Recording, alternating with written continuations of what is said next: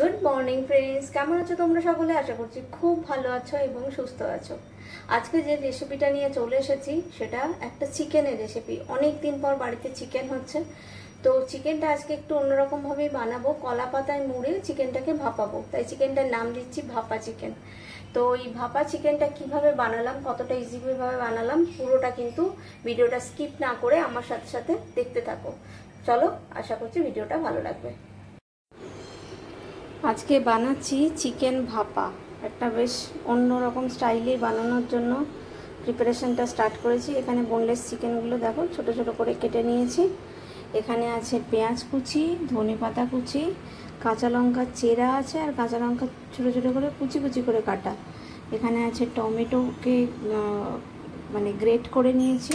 এখানে একদম ঝিরিঝিরি করে রসুন কুচি আছে, টক দই আছে, আর এপাশে সব গুঁড়ো মশলাগুলো আছে। এবার এটাকে ম্যারিনেট করব। কীভাবে আরেকটা মেন ইনগ্রিডিয়েন্টস হচ্ছে এই সর্ষে পাউডার, এটা লাগবে। তো এবার এটাকে ম্যারিনেট করব। প্রথমে দিয়ে দিচ্ছি পেঁয়াজ কুচিগুলো,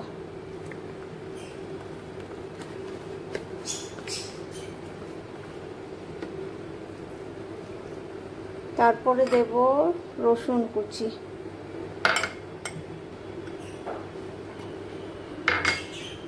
এরপর দেব ধনেপাতা কুচি,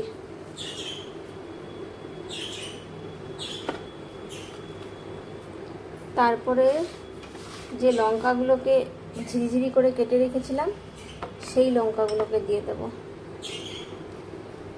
দিয়ে দিলাম। এবার দেব টমেটো, যেটাকে গ্রেট করে রেখেছিলাম।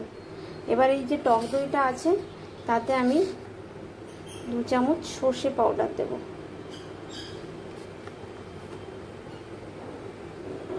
এবার এটাকে একটু ভালো করে মাখিয়ে নিই।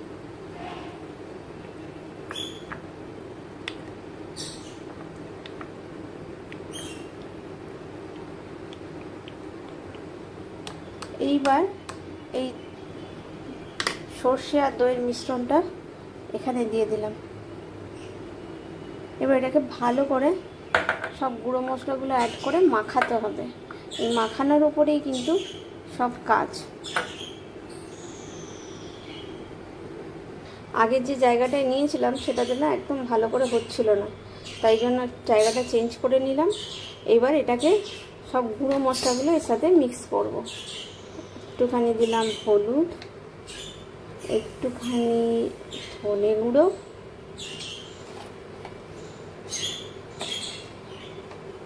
অল্প একটু জিরে গুঁড়ো, কালারের জন্য দিচ্ছি কাশ্মীরি লঙ্কার গুঁড়ো, আর দেব সল্ট, যেটা না দিলে সব কিছু বৃথা। সল্ট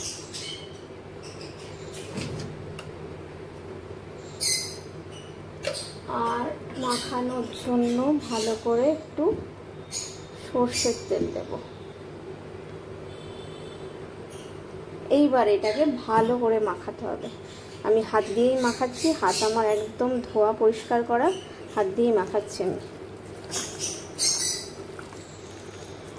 সুন্দর করে কিন্তু মাংসটা মাখানো হয়ে গেছে, একদম সুন্দর করে মাখিয়ে ফেলেছি। এবার এটা কিছুক্ষণ ম্যারিনেশনে রেখে তারপর এটা শুরু করব প্রিপারেশন। যাই হোক, মাংসটা অনেকক্ষণ ম্যারিনেট করে রেখে দিয়েছি, এই জন্য কড়াটা বসিয়ে দিলাম। এবার কিভাবে বসাচ্ছি দেখো, আর মাংসটা দেখো কতক্ষণ ম্যারিনেট করা আছে, প্রায় 1 ঘন্টার ওপরে। এবার এটা প্রিপারেশনটা স্টার্ট করব। কি করব দেখো, প্রথমে এই ফ্রাইং প্যানের মধ্যে অল্প একটু সাদা তেল দেব। অল্প একটু সাদা তেল দিয়ে দিলাম।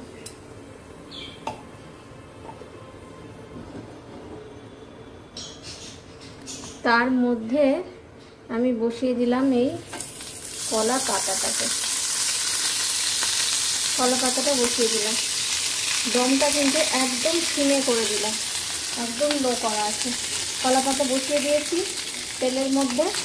এবার এর উপরে আমি মাংসটাকে একদম ফ্ল্যাট করে ছড়িয়ে দেব।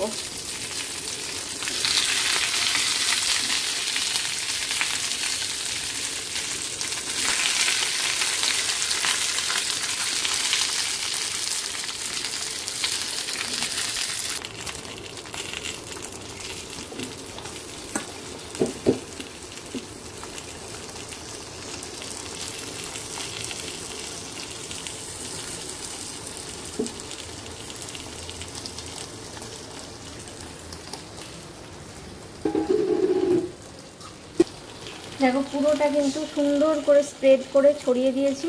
এবার এর উপর থেকে একটু সর্ষের তেল আর 3টে কাঁচা কাঁচা লঙ্কা চেরা দিয়ে দেবো। সর্ষের তেল অলরেডি মাখানোর সময় দিয়েছি, এটা যেহেতু ভাপা হবে তাই একটু সর্ষের তেলটা বেশি করে দিয়ে দিলাম, কারণ জল তো পড়বে না, যা হবে এই তেল মশলাতেই হবে। আর এই কাঁচা লঙ্কাগুলো ওপর থেকে দিয়ে দিলাম। হয়ে গেল সাজানো। দম সিমে থাকবে আর এইটা ওপর থেকে ঢাকা দিয়ে এবার লিডটা দিয়ে দেব। দেখো লিড দিয়ে দিয়েছি, পুরোটাই কিন্তু দমে রান্না হবে, একটুও কিন্তু জল পড়বে না। পাতাটা ছোট বলে একটু মাংসটা এখানে বেরিয়ে গেছে, বাট পুরোটাই চাপা দিয়ে দিয়েছি। এইভাবে এবার এটা সিমে রান্না হতে থাকবে, আর কিছু করতে হবে না। এবার দেখি যে কতটা কি হয়েছে, কত জল বেরিয়েছে দেখছো, কারণ এতে দই আছে, টমেটো আছে, সব কিছু দেওয়া আছে, তো তাই অনেকটা জল বেরিয়েছে। তো জলটা তো পুরো শুকনো হবে, তার সাথে মাংসটা পুরো কষা হবে, তবেই মাংসটা কিন্তু হবে। কিছুটা দেখো সাদা সাদা হয়ে এসছে, মাংসের কালারটা একটু চেঞ্জও হয়ে গেছে, কিন্তু এটা হতে আরও সময় লাগবে। আমি একটুখানি মাংসটা কেটে দেখাচ্ছি। মাংস কিন্তু মোটামুটি সেদ্ধই হয়ে গেছে, মোটামুটি কেন বলবো, সেদ্ধ হয়েই এসছে।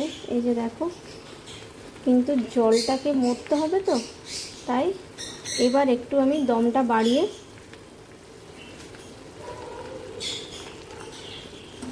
ঢাকাটা দেব, নাহলে মাংসটা একদম নরম হয়ে যাবে কিন্তু জলটা মরবে না। জলটা না মরলে তো ব্যাপারটা ভালো দাঁড়াবে না, তাই এবার আমি দমটা বাড়িয়ে দেবো, কারণ মাংস মোটামুটি সেদ্ধ। তোমাদেরকে দেখিয়ে দিচ্ছি বারে বারে, দেখো এক এতেই কাটা গেছে, মাংস একদম সেদ্ধ হয়ে গেছে। তো মাংসটাকে দমটা বাড়িয়ে জাস্ট জলটা মরার অপেক্ষাটুকু করব, তারপর কিন্তু নামিয়ে দেব। দেখো দম একদম বাড়িয়ে দিলাম। দেখো আমরা কলা পাতাগুলো কিন্তু আমি সরিয়ে নিয়েছি, একদম কলা পাতাটাকে টেনে সরিয়ে নিয়েছি, যাতে প্লেটের মধ্যে ফ্রাইং প্যানের মধ্যে একটুখানি নাড়াচাড়া করতে পারি। এ দেখো ফ্রাইং প্যানের মধ্যে কিন্তু আমি নাড়াচাড়া করে একদম নামিয়ে নিয়েছি। একদম সুন্দর একটা কলা পাতার ফ্লেভারও আসছে, একটা স্মোকি ফ্লেভারও আছে, তন্দুরি চিকেনে যেমন একটা পোড়া পোড়া ব্যাপার থাকে। এই যে দেখো একটুখানি এই যে একটু সুন্দর একটা জিনিস হয়েছে।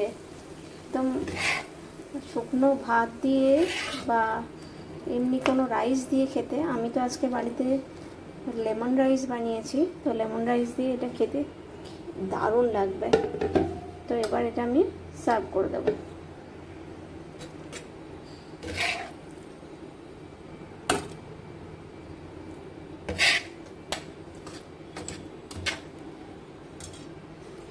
দেখো সুন্দর করে সার্ভ করে দিলাম। এবার এটাকে আর একটু টেম্পটিং করতে আমি এটার উপরে একটুখানি বাটার এখানে দিয়ে দিলাম। এটা এবারে গরম আছে তো পুরো মেল্ট হয়ে যাবে, চিকেনটা জাস্ট অসাম খেতে হয়ে যাবে। দেখো ছটপট করে বানিয়ে নিলাম ভাপা চিকেন, তো সেটাকে সার্ভ করেছি লেমন রাইসের সাথে। তো পুরো রেসিপিটা কিভাবে বানিয়েছি অবশ্যই পুরো ভিডিওটা স্কিপ না করে দেখো, তাহলেই বুঝতে পারবে কতটা ইজিভাবে বানিয়েছি। আর যদি ভিডিওটা ভালো লেগে থাকে তাহলে অবশ্যই একটা লাইক করো, কমেন্ট করো, শেয়ার করো, চ্যানেলটাকে সাবস্ক্রাইব করে দিও। ভালো থেকো, সুস্থ থেকো, দেখা হচ্ছে খুব তাড়াতাড়ি নতুন একটা ভিডিও নিয়ে। ততক্ষণের জন্য টাটা, বাই।